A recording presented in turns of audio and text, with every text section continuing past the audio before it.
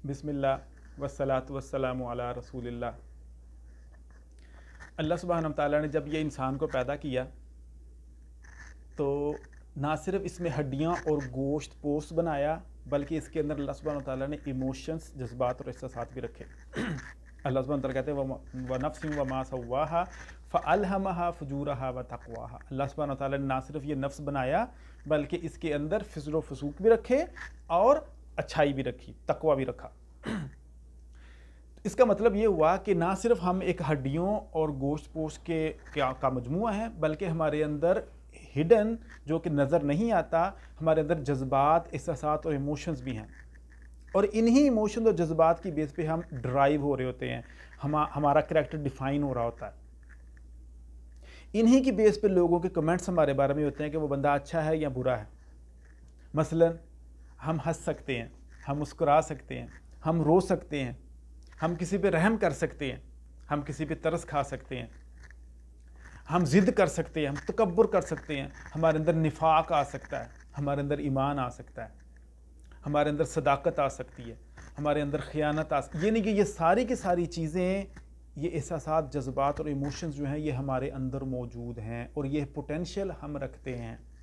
मसलन अगर आप किसी पहाड़ के सामने खड़े होकर कहें कि पहाड़ हंस के दिखा, या पहाड़ के सामने रोने लग पड़े कि मुझे पानी पिला, पहाड़ को तो नहीं पता चलेगा कि ये पानी, ये रोना क्या होता है, ये क्यों रो रहा है, या इस रोने से क्या फ़ायदा है, या इस रोने का क्या मतलब है कि वो पहाड़ आपके रोने की वजह से आप पे तरस खाएगा। नो, पहाड़ को क्या मुस्कुरा के दिखा, पहाड़ तो नहीं मुस्कुरा सकता ना, वो ये फील कर सकता है कि मुस्कुराने से क्या इफेक्ट होता है, उसको तो नहीं पता, क्योंकि वो इस तरह बना ही नहीं। तो अल्लाह सुब्हानहू व तआला ने हमें पत्थर का इंसान नहीं बनाया, हमारे अंदर इमोशंस रखे हैं। अब इन इमोशंस को समझना है। अल्लाह सुब्हानहू व तआला कहते हैं व नफ्सिन व मा सव्वाहा फ़अल्हमहा फ़ुजूरहा व तक़वाहा। ना सिर्फ हमने इस नफ्स को बनाया, संवारा, बल्कि इसके अंदर अच्छाई और बुराई दोनों रख दी।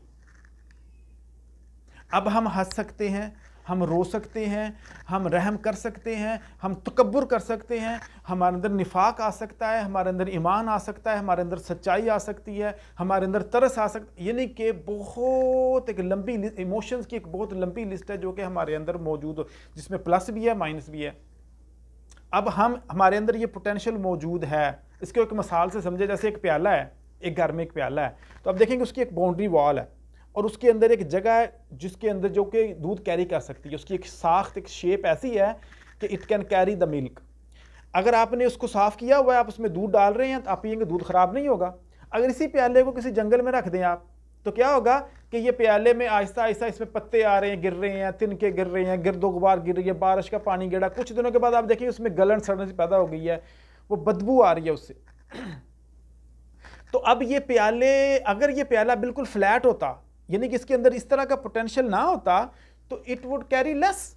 अब उसने वो चीज़ें कैरी नहीं करनी थी जो उसने अब कैरी कर ली हैं। इसका मतलब ये हुआ कि हम किस कम्युनिटी में होते हैं, हमारे दोस्त अहबाब कौन है, हम सारा दिन क्या कर रहे होते हैं और कहाँ होते हैं और कहाँ क्या कर रहे होते हैं, इट डिफाइंस कि हम क्या चीज़ें इनहेल कर रहे हैं, हम किस चीज़ की चीज़ें, क्या हम कोई कूड़ा करकट इनहेल कर रहे हैं जिससे बाद में बदबू और गलन और जलन की, सड़न की बू आएगी जिससे। तो हमने ये देखना है कि हमने अपने अंदर क्या कुछ इनहेल कर लिया हुआ है। जब अल्लाह सुब्हानहू व तआला ने अपने पैगंबरों को भेजा तो इन पैगंबरों के आने का एक मकसद था। जैसे अल्लाह सुब्हानहू व तआला सूरह जुम्मा में आज फरमाते हैं दूसरी आयत में, हुवल्लज़ी बाअसा फिल उम्मिय्यीना रसूलन मिनहुम यतलू अलैहिम आयातिही व युज़क्कीहिम, कि वही अल्लाह सुब्हानहू व तआला जिसने इनके अंदर रसूल भेजा इन्हीं में से, ताकि इन पे आयतें पढ़ के सुनाए। क्यों? कि इसका तज़किया हो जाए। अल्लाह सुब्हानहू व तआला ने हमें जो शरीयत दी है, इसका मकसद की मुद्दा क्या है, ताकि हमारा तज़किया हो जाए। यानी कि हमारे अंदर ये जितने बैड इमोशंस, बैड चीज़ें, बैड हैबिट्स हैं, इनको अच्छी इमोशंस, अच्छे एहसासात, अच्छे जज्बात और अच्छी आदत में कैसे बदला जाए, ताकि ये इस इंसान का ताल्लुक इससे रब से जुड़ जाए। जब इंसान का ताल्लुक उसके रब से जुड़ जाएगा तो अल्लाह ताला कहते हैं अला इन्ना औलिया अल्लाहि ला खौफुन अलैहिम वला हुम यहज़नून अल्लज़ीना आमनू व कानू यत्तकून। ईमान और तकवा जब आपको मिल जाएगा तो आप औलिया अल्लाह बन जाएंगे। और इसकी दो बड़ी चीज़ें आपको मिलेंगी। क्या मिलेगा? एक, आपके अंदर खौफ नहीं होगा और एक आपके अंदर हज़र नहीं होगा। खौफ ही होता है आने वाले वक्त का कि पता नहीं बच्चों का क्या बनेगा, कल हम क्या खाएंगे, पता नहीं मैं वहाँ जा रहा हूँ, कोई रास्ते में एक्सीडेंट ही ना हो जाए, पता नहीं त्यारे में जा रहा हूँ गिरे ना जाए वो, मेरे बड़े बच्चे बड़े होकर क्या करेंगे, मेरी जायदाद का क्या बनेगा, मेरे माल का क्या बनेगा। यानी कि बहुत सारे खौफ, ये कहीं बीमारी ना मुझे पकड़ ले, मुझे ये ना मसला आ जाए, कहीं जल्जला की छाती ना गिर जाए। तो ये सारे के सारे खौफ जो है ना हमने अपने अंदर अपने ऊपर सवार किए होते हैं, और इन खौफ के अंदर हम कैद हो जाते हैं। और इसी तरह ही हमारे अंदर कुछ गम भी होते हैं, कुछ पास्ट के इवेंट्स होते हैं जो हमें सता रहे होते हैं। कोई फौत हो गया है, कोई प्यारा फौत हो गया है, या कोई माल खराब ख़त्म हो गया है, या औलाद में से कोई नुकसान हो गया है। यानी कि हम या तो आने वाले वक्त से डर रहे होते हैं या माजी के किसी खौफ में होते हैं। अल्लाह ताला कह रहे हैं अला इन्ना औलिया अल्लाहि ला खौफुन अलैहिम वला हुम यहज़नून, ना तो उनके ऊपर खौफ होगा ना हज़न होगा। कैसे ये हुआ? अल्लज़ीना आमनू व कानू यत्तकून, कि उनके अंदर ईमान और तकवा था। अच्छा, अब कैसे पता चलेगा कि मेरे अंदर ईमान और तकवा है कि नहीं है? आप किसी हॉस्पिटल चले जाएं, आपने अपने कान का टेस्ट करवाना है, आंख का टेस्ट करवाना है, दांत का टेस्ट करवाना है, ब्लड टेस्ट करवाना है, शुगर, सारे टेस्ट मौजूद है। लेकिन अगर आप किसी हॉस्पिटल जाके जी मेरा ईमान चेक कर दें, जी मेरा निफाक चेक कर दें, वो कहेंगे जी भाई ये इसका तो कोई थर्मामीटर हमारे पास नहीं है। तो हमें कैसे पता चलेगा हमारे अंदर अमानत कितनी है, खयानत कितनी है, गुस्सा कितना है, हमारे अंदर तरस कितना है, हमारे अंदर रहम कितना है, हमारे अंदर नरमी कितनी है, हम जुल्म कितना कर रहे हैं, हम अपने आप को कितना बड़ा समझते हैं, हम कितने बड़े बड़े बोल बोलते हैं। तो मतलब क्या कि हमें ये पता करना है कि हमारे अंदर प्लस या पॉजिटिव इमोशंस, जज्बात और एहसास कितने हैं और नेगेटिव कितने हमने बुरी चीज़ें इनहेल की हुई हैं और कितनी हमने अच्छी चीज़ें इनहेल की हुई हैं। और ये हमें कब पता चलना चाहिए? कुछ लोग ऐसे होते हैं जिनको बचपन में पता चल जाता है, छोटी उम्र में, कुछ को बड़ी उम्र में, कुछ को बुढ़ापे में, कुछ को मरने के बाद, कुछ को क़यामत वाले दिन पता चला। अल्लाह ताला कहते हैं वलौ यरल्लज़ीना ज़लमू इज़ यरौनल अज़ाब अन्नल क़ुव्वता लिल्लाहि जम। कुछ बातें ऐसी होंगी जो हमें क़यामत के दिन पता चलेंगी बहुत सारे लोगों को, but it's too late now. अब हमारे पास वक्त है कि अब ही हम अपना आप की ये बुरी चीज़ें, बुरी आदतें, बुरी खसलतें गिन गिन के चुन चुन के अपने अंदर से निकाल बाहर करें और हम अच्छी आदतें और अच्छी खसलतें ले आएँ। इसी वजह से अल्लाह सुब्हानहू तआला ने शरीयत नाज़िल की। तो हम किन्हीं चीज़ों में फंसे हुए हैं, अभी नमाज कैसे पढ़नी है, अभी रोज़ा कैसे रखना है, अभी हज में पहले तवाफ़ में दौड़ना है कि नहीं दौड़ना, पहले सही करनी है तो कैसे करनी है। भाई ठीक है, ये चीज़ें भी ज़रूरी हैं। नबी सल्लल्लाहु अलैहि वसल्लम ने फरमाया कि सल्लू कमा रअयतुमूनी उसल्ली, नमाज ऐसे पढ़ो जैसे तुमने मुझे पढ़ते देखा। लेकिन शरीयत का मुद्दा, मकसद ये नहीं था इन चीज़ों के साथ। अल्लाह ताला कहते हैं वाक़िमिस सलाता लिज़िक्री, नमाज इसलिए कायम करो ताकि तुम्हें मेरी याद रहे।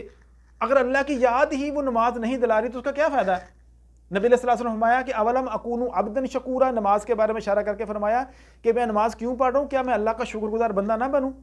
मतलब क्या कि नमाज हमारे अंदर शुक्र की फीलिंग लेके आ रही है। अब हमें कैसे पता चलेगा कि हमारे अंदर शुक्र कितना है? हम कितना गिला और शिकवा करते हैं और कितना शुक्र करते हैं? हमें कैसे पता चलेगा कि हमारे अंदर ये अच्छी चीज़ें कितनी हैं और बुरी चीज़ें कितनी हैं? और इन चीज़ों का पता हमें कब तक चल जाना चाहिए, ज़िंदगी के अंदर या ज़िंदगी के बाद? मसलन एक जगह पे तूफ़ान आया बारिश का, बड़ा ख़तरनाक, और उसके सारे जानवर, घर बार, हर शय तबाह करके चला गया। और अब मेरे जैसा बंदा जाके उनको कहे कि भाई ज़रा ध्यान रखना है कि तूफ़ान आने वाला, ज़रा प्लीज़ टेक केयर, तो नीचे से पत्थर पकड़ के मुझे मारेंगे कि भाई अब बता रहे हो, अब तो वो आगे गुजर भी गया। तो क्या ये बातें आपको आज पता चल जानी चाहिए, हम सबको आज पता चल जानी चाहिए, या ये मरने के बाद पता चलनी चाहिए? कब पता चलनी चाहिए? हमने वो एक एक खसलतें, एक एक आदतें अब निकालनी है या बाद में निकालनी है? हमने ये डिफाइन करना है कि हमारे अंदर निफाक कितना। निफाक एक ऐसी बीमारी है सिवाय मोमन के कोई नहीं डरता उससे। तो क्या पता वो अंदर पड़ी हो, अंदर वो जमी पड़ी हो और हमें पता ही ना हो। हमने कितना बोझ उठा के रखा हुआ है, फलाने बंदे ने फलाने वक्त मुझे फलानी बात कर दी थी, वो अब भी आपने दिल में रखी हुई है। तो ये क्या बोझ उठाए हुए हैं हमने अपने दिलों पे? कब हम इन दिलों को इन चीज़ों से खाली करेंगे कि किसी को उसके माल ने उसके दिल में समाया पकड़ा हुआ, जमाव पकड़ा हुआ है, किसी की औलाद ने उसके दिल में घेरा डाला हुआ है, किसी के लिए उसका स्टेटस, उसकी जॉब और उसका ओहदा उसके दिल में पड़ा हुआ है। ये सारी चीज़ें तो हमारे हाथों में होनी चाहिए थी, क्योंकि ये सारा दुनिया का माल है। हमारे दिल में तो कोई और चीज़ें होनी चाहिए थी, तो हमने कूड़ कबाड़ कोई और जमा किया हुआ है। और फिर हम समझते यार नमाज में दिल नहीं लगता, यार रोज़े में ना दिल नहीं लगता, हज करने को अभी टाइम नहीं है। क्यों? क्योंकि वो चीज़ें जो हमारे दिल में पड़ी हुई हैं हम उन्हीं की तरफ लपकते हैं। तो हमने इन सब को अपने दिल से निकालना है और हमने अच्छी चीज़ों को लेके आना है। कैसे? ये हम चीज़ डिफाइन करेंगे, हम वो पैरामीटर्स डिफाइन करेंगे, हम वो थर्मामीटर्स डिफाइन करेंगे जिससे हम मेजर कर सकें कि हमारे अंदर ईमान कितना है, हमारे अंदर तकवा कितना है, हमारे अंदर रहम कितना है, हमारे अंदर नरमी कितनी है, हमारे अंदर तरस कितना है। और ये हम पैरामीटर्स डिफाइन करेंगे कि हम ये देख सकें कि हमारे अंदर गुस्सा कितना है, हमारे अंदर जिद कितनी है, हमारे अंदर तकब्बुर कितना है। हमारा थोड़ा सा भी तकब्बुर जो है ना, तिनका सा भी, थोड़े से दाने वाला बंदा भी जो है ना तकब्बुर वाला, वो भी जन्नत में नहीं जा सकेगा। तो हमने ये निकालना है, अब निकालना है ये हमने बाहर। और ये सारी की सारी चीज़ों को अगर हम निकालेंगे तो ही हमारी सफाई होगी, तो ही ये प्याला अच्छा पोटेंशियल अपने अंदर कैरी करेगा, नहीं तो इसके अंदर कोड़ कबाड़ ही जमा रहेगा। तो मैं कि ये वीडियो सीरीज इंशाल्लाह हम बनाएंगे, तो कोशिश करूंगा मैं इसको यूट्यूब पे भी रख दूं ताकि हम इसको सीरीज वाइज लेके चलेंगे। तो क्या कैसे हमने एक एक करके अपने पैरामीटर थर्मामीटर डिफाइन करने हैं, मेजर करना है हमने अपने आप को। हासिबु कबल अन तुहासिबु, हमने अपना हिसाब आज करना है, कल के हिसाब से पहले पहले हमने ये आज ही देखना है कि हम कितने पानी में हैं, और हमने अपने आप को इंप्रूव आज ही करना है। और हम इस चीज़ पे वक्त ज़ाया नहीं करेंगे कि भाई हाथ ऊपर बांधने चाहिए कि नीचे बांधने चाहिए नमाज में, ये भी ज़रूरी है, लेकिन हमने करना क्या है कि हमने उन मकासद, बड़े मकासद की तरफ जाना है जिनसे हम अल्लाह के औलिया अल्लाह में शामिल हो सके। तो अल्लाह ताला से दुआ है कि अल्लाह ताला हमें इन पैरामीटर्स को डिफ़ाइन करने की तौफीक अता फरमाए। वाखिर दवाना अल्हम्दुलिल्लाहि रब्बिल आलमीन, सुब्हानक अल्लाहुम्मा व बिहम्दिका अशहदु अल्ला इलाहा इल्ला अंता अस्तगफिरुका व अतूबु इलैक। अस्सलामु अलैकुम व रहमतुल्लाह।